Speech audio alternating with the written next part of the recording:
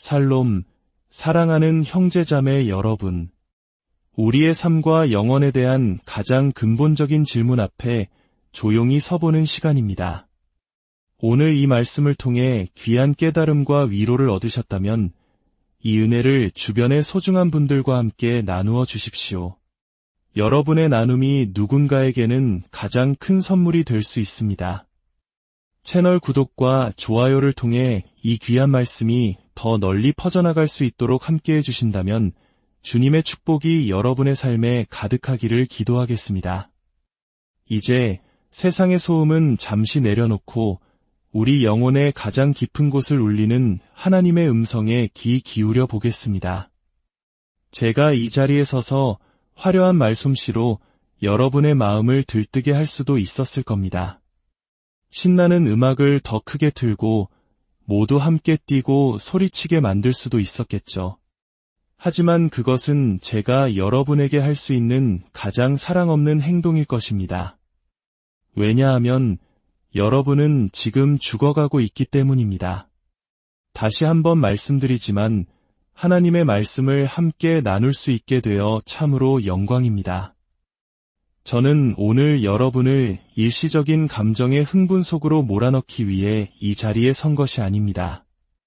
마치 태엽을 감은 장난감 병정처럼 잠시 뜨거워졌다가 며칠 뒤 태엽이 다 풀려버려 이전보다 더 큰 허무함과 쓴 마음만 남게 되는 그런 시간을 만들고 싶지 않습니다.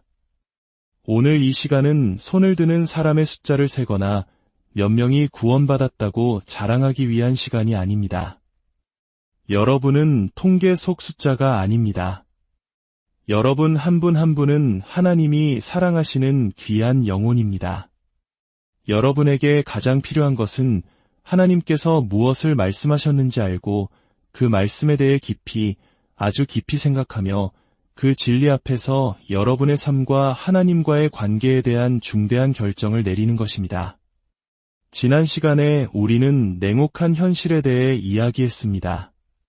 지금 이 자리에 있는 우리 모두 앞으로 50년 안에 대부분 이 세상을 떠나게 될 것입니다. 우리 중 일부는 천국에, 그리고 다른 일부는 지옥에 있게 될 것입니다.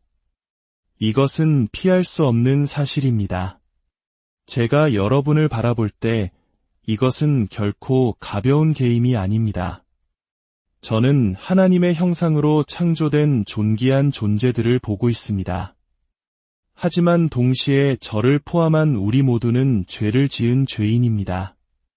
여러분 중 일부가 하나님으로부터 그리고 생명 그 자체로부터 영원히 분리된 채 고통받을 것을 생각하면 마음이 찢어질 듯 아픕니다. 하지만 지옥의 가장 끔찍한 진실은 하나님으로부터의 분리가 아닙니다. 그것은 하나님의 호의적인 임재로부터의 분리입니다. 지옥에 관한 가장 무서운 사실 중 하나는 그곳에도 하나님이 계신다는 것입니다. 바로 그분의 완전한 공의와 진노의 모습으로 말입니다. 제가 페루에서 사역할 때 마약 중독자들과 많은 시간을 보냈습니다. 그들은 때로 구덩이라고 불리는 곳에 모여 있었습니다. 그들은 극심한 고통 속에서 몸부림치면서도 누군가 그들의 손에서 마약 파이프를 빼앗으려 하면 팔을 물어뜯을듯이 덤벼들었습니다. 지옥이란 바로 그런 곳과 같습니다. 외부의 악이 아니라 우리 자신의 마음속에 있는 악에게 완전히 내어 던져지는 곳입니다. 단 하나의 제어하는 은혜도 없이, 빛도 생명도 없이 자신의 죄악된 본성이 끝없이 불타오르는 곳입니다. 저는 여러분에게 성경을 가르치고 있습니다. 많은 이들이 이 자리에 와서 예수 안에서의 승리를 외치며 여러분을 들뜨게만 하려 할 것입니다. 하지만 여러분은 진실을 알아야 합니다.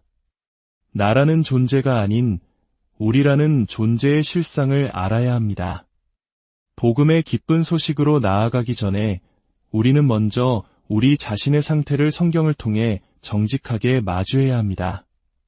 C.S. 루이스는 이런 말을 했습니다. 이 세상에 평범한 사람이란 없다. 이 자리에 있는 모든 사람은 언젠가 두 가지 극단적인 모습 중 하나가 될 것입니다. 어떤 이들은 그리스도 안에서 너무나 찬란하고 아름다운 빛의 존재로 변화하여 만약 지금 그 모습을 본다면 무릎 꿇고 경배하고 싶은 충동을 느낄 정도일 것입니다. 반면에 어떤 이들은 너무나 끔찍하고 흉측하며 부도덕한 괴물 같은 존재가 되어 세상의 어떤 상상력으로도 그려낼 수 없는 지경에 이를 것입니다. 이것이 바로 제가 이 길을 걷는 이유입니다. 저는 말을 타고 사냥과 낚시를 하며 자랐습니다. 제 본성은 전쟁터와 정글을 누비며 복음을 전하는 것보다 자연으로 돌아가고 싶은 마음이 훨씬 큽니다. 하지만 이것이 우리 앞에 놓인 현실입니다. 사람들은 할렐루야와 찬양을 외치며 이 무거운 진실을 덮어버리려 합니다. 아닙니다. 우리는 지금 여기서 무슨 일이 벌어지고 있는지에 대해 진지하게 이야기해야 합니다. 만약 우리의 상태가 그토록 끔찍하고 절망적이지 않았다면 하나님께서 과연 자신의 독생자를 보내어 우리를 위해 죽게 하셨을까요? 우리 앞에는 무한한 영광의 가능성과 동시에 형언할 수 없는 공포의 가능성이 놓여 있습니다. 그렇다면 근본적인 문제는 무엇일까요? 바로 우리의 죄입니다. 세상의 모든 비극을 보십시오. 그 답은 언제나 같습니다. 왜 아이들이 굶주립니까? 세상에는 모두를 먹일 충분한 식량이 있습니다. 왜 굶주릴까요? 바로 죄 때문입니다. 왜 전쟁이 일어납니까? 전쟁터에서 인간은 악마처럼 변합니다. 왜 필요 없는 전쟁을 계속할까요? 죄 때문입니다. 왜 죽음이 있습니까? 왜 가정이 깨집니까? 왜 아이들이 학대당합니까? 모든 비극의 근원은 바로 죄라는 사실, 그리고 더 나아가 당신과 내가 바로 그 죄인이라는 사실로 기결됩니다. 우리는 로마서 3장의 말씀을 살펴볼 것입니다. 하지만 그 전에 로마서 1장과 2장을 통해 사도 바울이 어떻게 이 결론에 도달하는지 그 과정을 따라가 보겠습니다. 제가 대학 캠퍼스에 가서 이렇게 외친다고 상상해 보십시오. 하나님이 세상을 이처럼 사랑하사 독생자를 주셨으니 이는 그를 믿는 자마다 멸망하지 않고 영생을 얻게 하려 하심이라. 이 사랑의 메시지를 전할 때 어떤 반응이 돌아올 것 같습니까? 놀랍게도 분노와 증오입니다. 그들은 미친 듯이 소리치며 폭력적으로 변하기도 합니다. 왜일까요? 저는 사랑을 이야기하고 하나님이 아들을 주셨다고 말하는데 왜 그들은 화를 내는 걸까요? 그 이유는 그들이 자신의 필요를 인정해야 하기 때문입니다. 그들은 구원자가 필요하다는 사실을 인정하고 싶지 않은 것입니다. 그들은 자신의 노력으로 천국에 갈 수 있는 종교를 원합니다. 그래야 자신이 이룬 것을 자랑할 수 있기 때문입니다. 당신은 도움이 필요합니다. 당신 스스로는 할 수 없는 일을 누군가 해주어야 합니다. 라고 말하는 사랑의 하나님을 그들은 원하지 않습니다. 그들은 그 진실을 미워합니다. 그래서 사도 바울은 로마서 1, 2, 3장에서 온 힘을 다해 우리를 정죄합니다. 우리 모두가 하나님의 심판 아래 있음을 증명하려 애씁니다. 왜 그럴까요? 그가 단지 사람들의 기분을 망치고 싶어서일까요? 여기에 한 가지 비유가 있습니다. 저의 어머니는 매우 강인한 분이셨습니다. 어느 날 몸에 이상을 느끼신 어머니는 저에게 병원에 같이 가달라고 부탁하셨습니다. 진료실에 들어가자 의사는 마닐라 폴더 뭉치를 들고 들어왔습니다. 그는 제 어머니의 강한 성격을 잘 알고 있었습니다. 그날 그 의사는 제 어머니의 삶을 산산조각 냈습니다. 그 의사는 어머니를 너무나 슬프고 절망스럽게 만들어서 어머니는 울고 또 울었습니다. 아들로서 저는 어떻게 해야 했을까요? 당장 그 의사의 얼굴에 주먹을 날려야 했을까요? 어머니가 진료실을 나가신 후 저는 의사를 돌아보며 말했습니다. 선생님, 정말 감사합니다. 감사합니다. 제가 제정신이 아닌 아들이었을까요? 아닙니다. 그 의사는 두 가지를 알고 있었습니다. 첫째, 제 어머니는 의지가 매우 강한 분이라는 것. 둘째, 어머니는 암에 걸렸고 그 병이 어머니의 생명을 앗아가고 있다는 것. 의사는 단도직입적으로 말했습니다. 어머니, 암입니다. 이대로 두면 돌아가십니다. 어머니는 아니야, 라고 소리쳤습니다. 의사는 첫 번째 폴더를 열어 검사 결과를 보여주며 말했습니다. 보십시오. 이것이 첫 번째 증거입니다. 어머니는 죽어가고 있습니다. 어머니는 부정했습니다. 아니야. 의사는 두 번째 폴더를 열었습니다. 이 검사 결과를 보십시오. 당신은 죽어가고 있습니다. 아니, 혹시 확실한가요? 의사는 엑스레이 사진을 꺼내 들었습니다. 어머니, 이 거대한 점이 보이십니까? 당신은 죽어가고 있습니다. 우리는 지금 당장 무언가를 해야만 합니다. 결국 어머니는 현실을 받아들이고 눈물을 터뜨리셨습니다. 저는 그런 어머니를 부축해 밖으로 나온 뒤 의사에게 감사 인사를 전했던 것입니다. 저는 그가 가진 전문적인 지식뿐만 아니라 제 어머니의 하루를 망가뜨릴지언정 진실을 말하여 생명을 구하려는 그 사랑과 용기에 감사했습니다. 제가 이 자리에서 여러분을 즐겁게만 하는 피상적인 이야기를 할 수도 있습니다.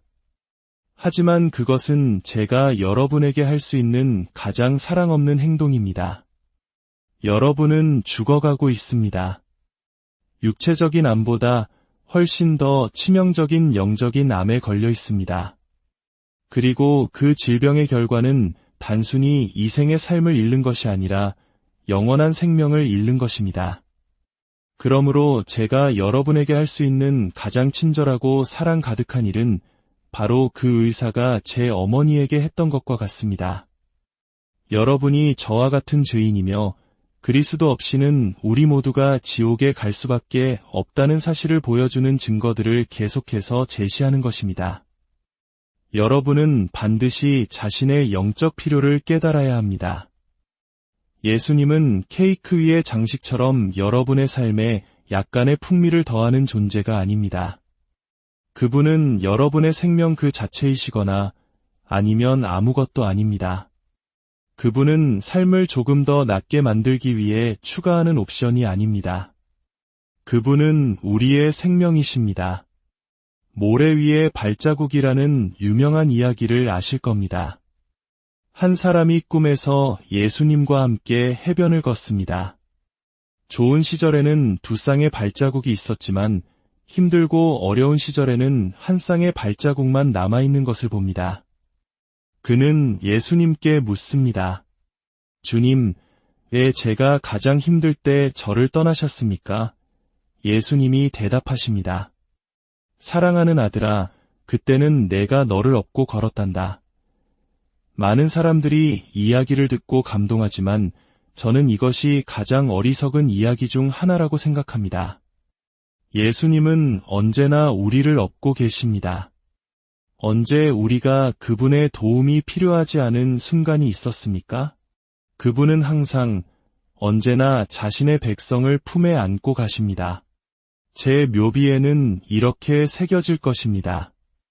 나는 나의 구원에 나의 죄 말고는 아무것도 기여한 것이 없으며 나의 사역에 나의 연약함 말고는 아무것도 기여한 것이 없다. 모든 것은 예수님입니다. 천국의 간강도가 당신은 어떻게 여기에 왔습니까?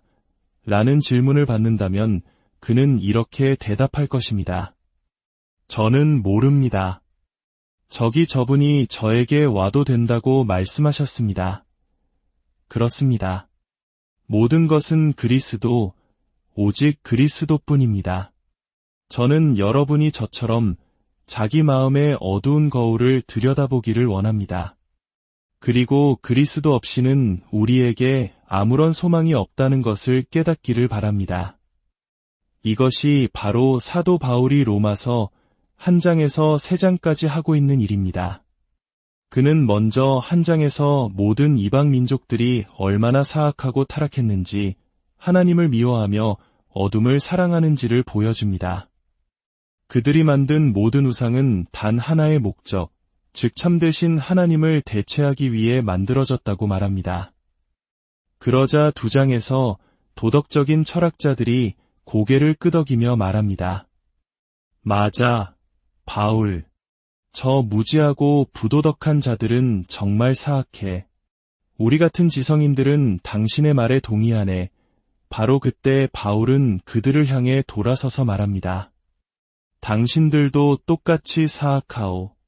다른 사람의 죄를 지적하면서 자신도 똑같은 죄를 짓고 있으니 말이오. 이번에는 유대인들이 일어서서 박수를 칩니다. 옳소, 바울. 저 이방인들과 철학자들은 다 죄인이야. 우리야말로 선택받은 백성이니 다르지. 바울은 다시 그들을 향해 외칩니다. 화 있을진저, 이 위선자들이여. 당신들이야말로 더 큰 심판을 받을 것이오. 바울은 왜 모든 사람을 정죄하고 있는 것일까요? 그는 지구상에 존재했던 가장 사랑이 많은 사람 중 한 명이었습니다. 그가 이렇게 하는 이유는 바로 그 의사가 제 어머니를 살릴 유일한 방법은 어머니 스스로는 자신을 구할 수 없다는 사실을 철저히 깨닫게 하는 것임을 알았기 때문입니다. 모든 헛된 희망을 꺾어버려야만 진짜 치료를 시작할 수 있었던 것입니다.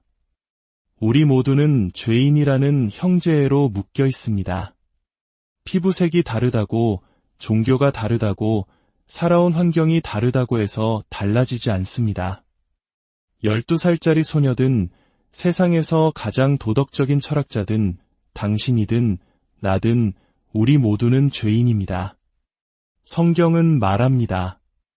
모든 사람이 죄를 범하였음에 하나님의 영광에 이르지 못하더니 이 말을 들을 때 두렵습니까? 솔직히 우리 문화 속에서 이 말은 더 이상 아무에게도 두려움을 주지 못합니다. 우리는 죄를 자랑하고 죄로 오락을 즐기고 죄를 이용해 물건을 팝니다. 왜 우리는 죄를 두려워하지 않을까요? 하나님이 어떤 분이신지 모르기 때문입니다. 하나님께서 죄를 얼마나 미워하시는지 아십니까? 아담은 단 하나의 죄, 금지된 열매를 먹는 죄를 지었습니다. 그리고 그 단 하나의 죄 때문에 하나님은 온 우주를 죽음과 진노 아래 두셨습니다. 그렇다면 당신은 지금까지 얼마나 많은 죄를 지었습니까? 인공지능 계산기로도 셀 수 없을 것입니다. 창조의 날을 상상해 보십시오. 하나님께서 저 우주의 거대한 별들에게 각자의 자리를 명하시자 별들은 경배하며 순종했습니다. 행성들에게 궤도를 정해주시자 그들은 복종했습니다. 산들에게 솟아오르라 명하시고 골짜기들에게 낮아지라 명하시자 그들은 무릎을 꿇었습니다. 거대한 바다에게 여기까지 와서 더는 나아가지 말라고 명하시자 바다는 경배했습니다. 그리고 그 하나님이 당신을 보시며 오라고 말씀하시는데 당신은 싫습니다 라고 말합니다. 이것이 바로 심판의 날에 모든 피조물이 일어나 하나님께서 당신의 영혼을 지옥으로 심판하실 때 박수치며 그분을 경배할 이유입니다. 당신은 당신이 누구를 상대하고 있는지 알아야 합니다. 이것은 게임이 아닙니다. 어떤 영화배우는 신이 있다면 그 앞에 서서 내 생각을 똑똑히 말해주겠다고 했습니다. 천만에요. 당신은 거대한 용광로 앞에 작은 밀랍 인형처럼 녹아내릴 것입니다. 모든 사람이 죄를 범하였음에 하나님의 영광에 이르지 못하더니 이 구절은 하나님은 당신의 꿈을 이루어 주시기 위해 당신을 창조하셨다는 뜻이 결코 아닙니다. 그것은 하나님께서 그분의 목적을 위해 당신을 만드셨는데 당신이 그 목적에서 완전히 벗어나 빗나가 버렸다는 뜻입니다. 당신의 삶의 모든 것이 뒤틀리고 어긋나 있는 이유가 바로 그것입니다. 당신은 하나님을 위해 창조되었지만 당신 자신을 위해 살았습니다. 우리는 우리의 꿈을 좇기 위해 만들어지지 않았습니다. 우리의 꿈은 어둡고 뒤틀려 있습니다. 우리는 하나님을 알고 그분 안에서 우리의 목적을 찾기 위해 만들어졌습니다. 어거스틴은 이렇게 고백했습니다. 주님은 우리를 주님을 위해 만드셨으므로 우리의 마음이 주님 안에서 안식을 찾기까지는 평안이 없나이다. 어쩌면 당신이 지금 처한 이 상황, 이 감옥이라는 곳이 하나님의 은혜일 수 있다는 생각을 해본 적 있습니까? 세상에는 얼마나 많은 사람들이 하나님 없는 욕망을 따라 질주하고 있는지 모릅니다. 유명 배우, 록스타, 거부, 권력 있는 정치인이 되어 그들의 모든 꿈을 이룹니다. 하나님은 그들을 막지 않으십니다. 그들이 원하는 것을 정확히 주십니다. 그들의 길에 아무런 장애물도 놓지 않으십니다. 그리고 그들은 영원한 지옥을 향해 전속력으로 달려갑니다. 하지만 하나님은 당신에게 그렇게 하지 않으셨습니다. 그분은 당신의 길에 장애물을 설치하셨습니다. 당신을 멈춰 세우셨습니다. 성경에 나오는 야곱과 에서를 보십시오. 하나님은 내가 야곱은 사랑하고 에서는 미워하였다고 말씀하십니다. 하지만 에서의 삶을 보면 그는 세상적으로 엄청난 축복을 받고 번성하며 강력한 지도자가 되었습니다. 어떻게 하나님이 그를 미워하신 걸까요? 하나님은 에서가 하나님 없는 삶을 사는 것을 그냥 내버려 두셨습니다. 그의 삶에 개입하여 그를 멈추지 않으셨습니다. 반면에 야곱은 어땠습니까? 하나님은 야곱의 평생에 걸쳐 그를 치시고 훈련시키셨습니다. 그래서 마침내 약속의 땅에 들어갔을 때 그는 하나님과의 씨름으로 인해 다리를 절고 있었습니다. 하나님은 당신이 계속 달려가도록 내버려 두실 수도 있었습니다. 하지만 그분은 당신을 멈추셨습니다. 이것이 바로 하나님의 사랑이 나타나는 방식입니다. 그분이 우리의 길을 가로막으실 때 바로 그때 그분의 사랑이 드러나는 것입니다. 지금 당신은 왕들과 선지자들이 듣기를 원했으나 듣지 못했던, 보기를 원했으나 보지 못했던 바로 그 예수 그리스도의 복음을 듣고 있습니다. 로마서 3장 10절은 말합니다. 의인은 없나니 하나도 없으며 바울이 만약 의인은 없다고만 말했다면 당신은 이렇게 생각했을 겁니다. 그래, 맞아. 여기 있는 대부분의 사람들은 의롭지 않지. 그래서 바울은 쐐기를 박습니다. 아니, 단 한 명도 없다. 의롭다는 말은 곧다는 의미를 가지고 있습니다. 당신을 판단하는 기준은 하나님의 완전한 성품입니다. 그 기준에 완벽하게 일치해야 의로운 것입니다. 하지만 당신도 저도 그 기준에 미치지 못합니다. 우리는 곧지 않습니다. 우리는 뒤틀리고 왜곡되고 부서졌습니다. 이것이 그리스도 밖에 있는 우리의 모습입니다. 하지만 하나님은 그 사랑을 당신에게 보여주고 계십니다. 이 감옥 밖에 있어야 할 얼마나 많은 정치인과 범죄자들이 있는지 아십니까? 그들은 평생 잡히지 않고 아무런 장애물 없이 곧장 지옥으로 달려갈 것입니다. 그러나 하나님은 당신을 멈추셨습니다. 이것은 눈에 보이는 표적입니다. 어릴 적 어머니께서 새 옷을 입혀주시며 개울가에 가지 말고 싸우지도 말아라고 하셨지만 저는 그 모든 것을 어기고 엉망이 되어 집에 돌아왔습니다. 저는 친구들을 데리고 갔습니다. 증인이 있으면 어머니가 저를 죽이지는 못할 거라 생각했기 때문입니다. 어머니는 저를 보시더니 말씀하셨습니다. 방에 올라가서 옷 벗고 기도하고 죽을 준비해라. 저는 친구들을 가리키며 항변했습니다. 엄마, 쟤들 옷이 더 더러워요. 왜 쟤들은 그냥 두세요? 어머니는 그때 제 평생 최고의 신학적 가르침을 주셨습니다. 그 애들은 내 자식이 아니잖니. 너는 내 아들이야. 내가 너를 사랑하기 때문에 나는 너를 징계해야 한단다. 여러분, 이것이 은혜임을 보지 못하십니까? 당신은 의인이 하나도 없다는 사실을 듣기 위해 멈추게 된 것입니다. 11절은 말합니다. 깨닫는 자도 없고 하나님을 찾는 자도 없고 사람들은 하나님을 찾지 않습니다. 하나님이 먼저 그들을 찾지 않으시면 말입니다. 사람들은 무언가 필요할 때만 하나님을 찾습니다. 감옥에서 나가게 해달라고, 형량을 줄여달라고, 무언가를 달라고 기도합니다. 그것은 하나님 자신을 구하는 것이 아닙니다. 그것은 하나님을 이용하려는 것입니다.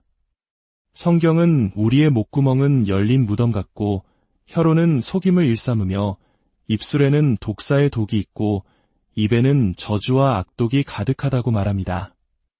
우리의 발은 피 흘리는데 빠르다고 합니다. 이것이 회심 전의 제 모습이었고 아마 여러분의 모습이기도 할 것입니다. 19절은 말합니다. 율법이 말하는 바는 율법 아래에 있는 자들에게 말하는 것인 줄 우리가 아노니 이는 모든 입을 막고 온 세상으로 하나님의 심판 아래에 있게 하려 함이라. 많은 사람들이 나는 율법을 지키기 때문에 천국에 갈 것이다 라고 말합니다. 하지만 그것은 율법의 목적이 아니었습니다. 율법을 통해 의롭게 되어 천국에 간 사람은 아무도 없습니다. 그렇다면 하나님은 왜 율법을 주셨을까요? 율법은 우리가 자신의 죄를 깨닫고 그 죄 앞에서 절망하여 하나님의 자비하심으로 달려가도록 하기 위해 주어졌습니다. 율법은 우리 주변에 창살을 세웁니다. 우리가 나는 선하다고 말하며 이쪽으로 가려 하면 율법이 너는 이 법을 어겼다며 막습니다. 저쪽으로 가려 하면 또 다른 법이 막습니다. 땅 밑으로 파고들려 하면 강철 바닥이 막습니다. 사방이 막혔을 때 우리에게 남은 길은 어디입니까? 위를 올려다보는 것뿐입니다. 하나님의 자비를 구하며 이를 바라보는 것 외에는 다른 길이 없습니다. 그리고 하나님은 당신에게 완벽한 예시를 주셨습니다. 바로 당신이 지금 있는 이곳입니다. 이쪽으로도 저쪽으로도 나갈 수 없습니다. 터널을 팔 수도 없습니다. 이것은 감옥에서 탈출하려는 시도가 아닙니다. 이것은 하나님에게서 벗어나려는 헛된 몸부림입니다. 형제들이여, 로마서 3장 20절은 결론을 내립니다. 그러므로 율법의 행위로 그의 앞에 의롭다 하심을 얻을 육체가 없나니 율법으로는 죄를 깨달음이니라. 의롭다 하심을 얻는다, 즉 칭의는 법정 용어입니다. 그것은 하나님께서 심판의 날에 당신을 보시고 당신이 그분과 올바른 관계에 있다고 법적으로 선언하시는 것을 의미합니다. 생각해 보십시오. 아담은 단 하나의 죄로 하나님과의 올바른 관계가 깨졌습니다. 우리는 셀 수 없는 죄를 지었습니다. 그렇다면 어떻게 하나님께서 저와 같은 죄인을 보시고 법적으로 의롭다고 선언하실 수 있을까요? 길은 오직 하나뿐입니다. 하나님께서 사람이 되셨습니다. 그분은 내가 살 수 없었던 완벽한 삶을 사셨습니다. 그리고 그 하나님, 아들 예수는 십자가 나무 위로 가셨습니다. 그 나무 위에서 그분은 내가 하나님께 지은 모든 죄를 짊어지셨습니다. 그리고 그 나무 위에서 나무에 달린 자마다 저주 아래에 있는 자라는 기록된 말씀대로 하나님의 저주를 받으셨습니다. 나의 모든 악에 대한 하나님의 거룩한 진노가 그 아들의 머리 위에 쏟아졌습니다. 그리스도께서 나를 대신하여 하나님의 진노 아래에서 으깨지셨습니다. 그리고 그분께서 당신과 나의 모든 죄값을 마지막 하나까지 다 치르셨을 때 외치셨습니다. 다 이루었다. 이것은 회계 용어로 완전히 지불되었다는 뜻입니다. 이제 내가 더 이상 지불할 것은 아무것도 남아있지 않습니다. 그리스도를 영접하는 순간 당신의 과거, 현재, 미래의 모든 죄는 용서받습니다. 이것은 단순한 사면이 아닙니다. 당신의 죄값이 지불된 것입니다. 당신은 이제 아무에게도 빚진 것이 없습니다. 그리스도께서 다 이루었다고 말씀하셨을 때 그것은 정말로 모든 것이 끝났다는 의미였습니다. 그렇기에 그리스도인은 깨끗한 양심을 가질 수 있습니다. 당신의 죄가 그저 덮어진 것이 아니라 완전히 사라졌기 때문입니다. 정의가 당신에 대해 완벽하게 만족되었습니다. 이제 당신은 그리스도 안에서 하나님 앞에 설 때 용서받은 죄인일 뿐만 아니라 하나님께서 당신을 보시고 완벽하게 의롭다고 선언하시는 존재가 됩니다. 사랑하는 형제 여러분, 그렇습니다. 우리는 정말로 위대한 죄인들입니다. 20세기의 가장 위대한 설교가 중 한 명으로 꼽히는 마틴 로이드 존스 목사님은 임종을 앞둔 마지막 몇 주 동안 그를 찾아오는 모든 사람에게 이렇게 말했다고 합니다. 나는 위대한 죄인입니다. 그러나 그리스도는 위대한 구원자이십니다. 사랑하는 친구여, 제가 간청합니다. 어리석은 감정적 결정을 내리지 마십시오. 당신의 이 모든 상황을 하나님의 은혜로 바라보십시오. 얼마나 많은 갱스터와 정치인, 범죄자들이 감옥 근처에도 가보지 않고 평생 자신이 옳다고 믿으며 살다가 지옥에서 눈을 뜨겠습니까? 그러나 하나님은 당신을 멈추셨습니다. 이것이 자비가 아니고 무엇이겠습니까? 이것이 은혜가 아니고 무엇이겠습니까? 만약 지금 사탄이 이 복도를 걸어 내려와 저에게 말한다면, 폴 워셔, 너는 천국에 갈 자격이 없어. 너는 이런 자이고 저런 자야 라고 한다면 제가 무슨 말로 반박하겠습니까? 그는 옳습니다. 하지만 딱 한 가지 예외가 있습니다. 그래, 내가 나에 대해 말하는 것은 모두 사실이야. 하지만 나에게는 형님이 한 분 계시지. 그분의 이름은 예수야. 내가 실패한 모든 곳에서 그분은 승리하셨고 갈보리에서 내 모든 죄값을 치르셨지. 모든 것을 예수께서 지불하셨습니다. 여러분은 사랑받고 있습니다. 당신이 대단해서가 아니라 그분이 위대하시기 때문입니다. 그분이 놀라우시기 때문에 당신이 사랑받는 것입니다. 함께 기도하겠습니다. 하나님 아버지, 간절히 기도합니다. 이 미련하고 부족한 말로는 전달되어야 할 진리가 다 담길 수 없음을 고백합니다. 오 주님, 죄로 인해 굳어진 마음들을 열어주시고 마귀에게 사로잡혀 그의 뜻을 행하던 이들을 자유케 하여 주옵소서. 당신의 능력을 보여주시고 영혼들을 구원하시고 삶을 변화시켜 주시옵소서. 다윗은 곰과 사자의 입에서 양을 건져냈습니다. 오, 다윗보다 위대하신 예수님, 이리로 오셔서 사자의 입에서, 뱀의 입에서 당신의 양들을 건져내 주시옵소서. 오 하나님, 이 자리에 있는 이들의 삶 가운데 역사하여 주옵소서. 예수님의 이름으로